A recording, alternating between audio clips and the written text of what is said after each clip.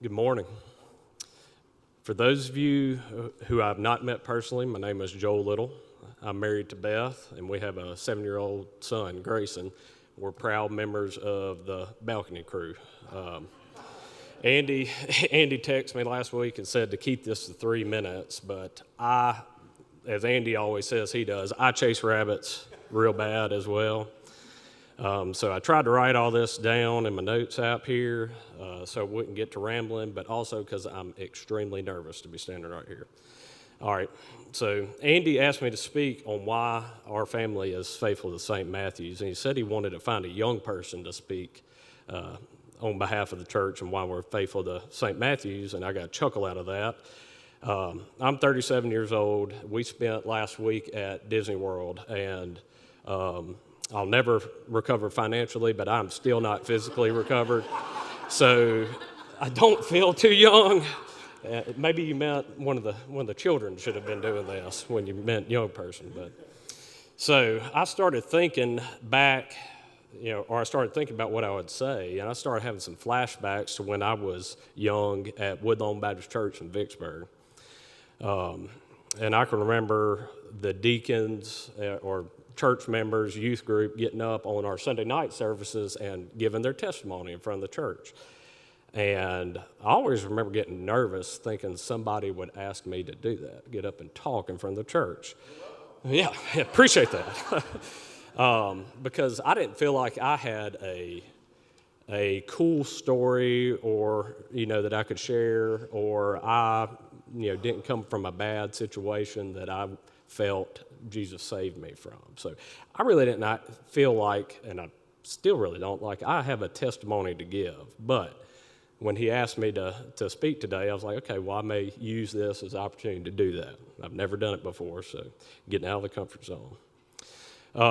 And I hope that my testimony will kind of lend eye onto why my family and I are faithful to this church. All right, so I was born and raised in Vicksburg to my parents, Charlie and Jan Little. I have a younger sister, Mallory. She lives in Kosciuszko with her family. I grew up in the church. I was dedicated at Woodlawn Baptist. I attended every service, the doors were open, every youth group function as a kid. My dad was a deacon, ran the soundboard during the service. My mom volunteered with all the children's programs. In true Southern Baptist fashion, I prayed the believer's prayer, was baptized in 1995 when I was 7. I graduated from Warren Central and went on to Mississippi State in 2006. I'd originally had plans to become an engineer, but I hate calculus and physics, so I didn't do that. I went around for a little bit and figured out that, and finally got my degree in geosciences. Ironically, still had to take all the math and physics, so, I don't make great decisions. My wife, Beth, she's originally from Port Gibson. We met at Mississippi State in 2007. We got married in 2013. After we got married, Beth and I were living in Byram. She was finishing up PTA school, and I was working at DQ downtown. We're young, broke, and living in a house that we had actually inherited from an aunt of Beth's that had passed away. When Beth got done with school, she took a job in Canton, and I ended up taking a new job at a company here in Ridgeland, so we decided to move to Madison County in 2014. We were both raised as Christians, but through college and our early marriage, we were only rare visitors to a church congregation. I can always remember my mom getting on to me and asking me to go to church, or if I'd gone to the Baptist Student Union when I was at Mississippi State. Never really thought much of it. My membership letter was still at Woodlawn Baptist in Vicksburg, which is where I was baptized, and Beth had never been publicly baptized.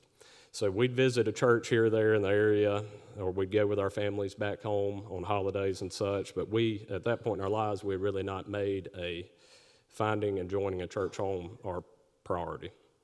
So you fast forward a few years, 4 or 5 years, and we found out we were having our son Grayson, and life starts to get real very quickly. And even though we weren't members of a church or even regular visitors, we both knew that we wanted to raise our child in a Christian home and in a Christian church because that's how we were raised. We visited St. Matthew's a time or two here or there, along with several other churches in the area. Grayson was born in 2018. And a couple of years after visiting a few times, we agreed that we felt a pull to St. Matthew's. Every time we'd ask ourselves, where do we want to go visit today, we'd always say, you know what, let's go back to St. Matthew's.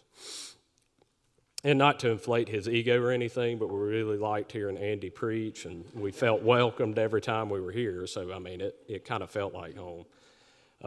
And as I was writing all this down, I reflected back on this. I realized that was really the first time in my adult life that I could feel the Holy Spirit calling us somewhere, to join somewhere, was this place.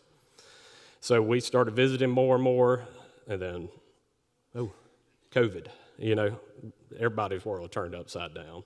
Everything went virtual. So we'd tune in pretty regularly to the live stream. We still felt connected to this church, even though we weren't all sitting right here. When we finally started coming back to the services in person, Andy asked us if we wanted to join his young adult Sunday school class. And the acceptance that we immediately felt when we joined that class and started coming to this church really verified that calling that we had felt at that point. And as if raising a toddler in the middle of COVID wasn't hectic enough, in June of 2020, after several months of some undiagnosed health problems, my mother was diagnosed with stage 4 lung cancer. On the same day that my aunt, my dad's sister, passed away after a 6-year battle of cancer of her own. So it was a double dose of chaos right in the middle of COVID, raising a toddler. And so things got pretty hectic for our family. My mom spent about a month in the hospital without a family member there because all the COVID restrictions, and it was just really, really tough.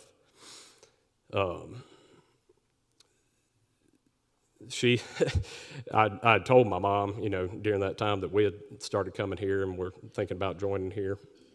And so she kind of slowed down on the pestering of me to make sure I found me a good church home over here. And so we joined St. Matthew's, and Andy baptized Beth in September of 2021. But 6 or 7 months after that, in April of 2022, my mom passed away, and it was the first time in my life that that I'd been, that close to a real tragedy, and it shook us up pretty good. It was during this difficult time in our lives that I witnessed God step in. Some of the first people to reach out to us were Andy and Beth Feisel, our Sunday school class, and other folks from this church. We didn't even know anybody very personally yet, but we could feel the Lord using St. Matthew's to minister to our family during our grief. Even during all of that, I could feel my faith growing as a result of the faithfulness that this church showed to a family that it didn't even know. About that same time, my father-in-law, Mr. Jimmy, Beth's dad, he had some bad health problems of his own, had several strokes over several years. And not long after my mom passed, his health started deteriorating pretty quickly as well. And he passed away in May of last year. Again, this church family and our Sunday school class were some of the first to reach out to care for Beth's family and our family. Even though Beth's parents were not members of this church, they live in Port Gibson, Andy agreed to officiate the funeral service, which obviously meant a lot to our family. We'd had about a 4 or 5 year stretch there where Beth and I each lost a parent. I lost a grandmother, and between the two of us, we lost 5 aunts and uncles.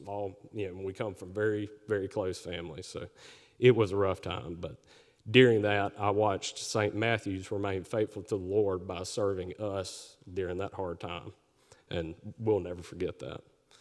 Our son Grayson has spent most of his life being involved in the children's ministry here. And you hear Andy and Brian say it all the time, but as a parent of a 7-year-old, you can see how the Lord is using this church with its children's ministry. It's amazing how accepting and welcoming this place is to young families, and how Laura and Tim and Kate and all of the volunteers serve in the children's ministry and are faithful to it. And you got to remember, look, I was raised in the Deep South, Southern Baptist Church.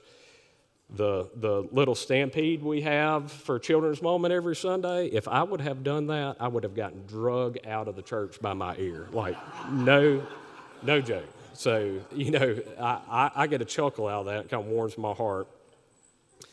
And as a parent of a Stampede member who is pretty sure running around up there right now, it really warms my heart to see how this church embraces our children's ministry. Which this kind of leads me all the way to my main point here, and I'll quote James 2:17, faith by itself, if it does not have works, is dead. As far as I'm concerned, the faith of St. Matthew's is very, very much alive. I've seen it personally in how this church has cared for our family as we dealt with loss. I've seen it in how this church has navigated treacherous waters through a global pandemic and all the disaffiliation. You can see it in how our congregation pours into our children's and youth ministries, which make this an excellent church home for families with young children.